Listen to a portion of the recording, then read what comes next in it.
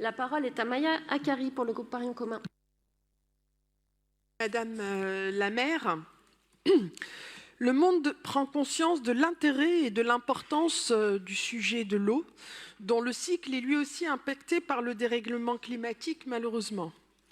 Nous le constatons trop régulièrement avec les inondations qui touchent de nombreuses régions du monde. Nous l'avons constaté il y a quelques semaines avec les terribles inondations qui ont touché Valence. Le paradoxe est que la sécheresse touche également de nombreuses régions et met en danger la production agricole indispensable pour nourrir notre planète.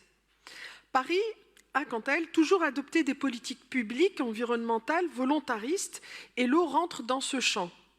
Paris protège son fleuve, la Seine, car les cours d'eau ont un rôle majeur dans le rafraîchissement de la ville lors des périodes de forte chaleur notamment. De plus, des travaux monumentaux ont été réalisés pour éviter les rejets des eaux usées, pour permettre la baignade dans la Seine. C'est pourquoi le bassin d'Austerlitz a été construit. Les actions de la ville ont ainsi permis que le nombre de poissons dans la Seine soit restauré également.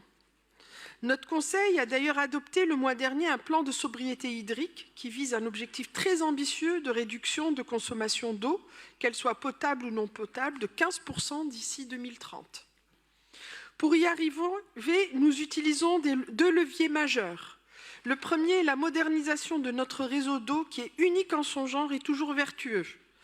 Il nécessite néanmoins un entretien et une modernisation en continu. Le deuxième est le plan Paris-Pluie qui définit où et combien d'eau la ville peut absorber.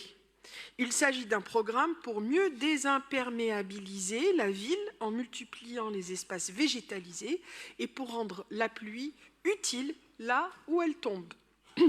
L'eau est une ressource collective précieuse. Paris a été à l'avant-garde, ici aussi, sur ce sujet aussi. Son réseau d'assainissement, créé au XIXe siècle, avec la remunicipalisation de l'eau, avec la création d'Eau de Paris, elle l'est aujourd'hui avec la baignade en Seine, et la protection du fleuve, elle doit le rester à l'avenir grâce à des politiques toujours plus ambitieuses et nécessaires avec tous les acteurs de l'eau en amont et en aval de Paris. Je vous remercie.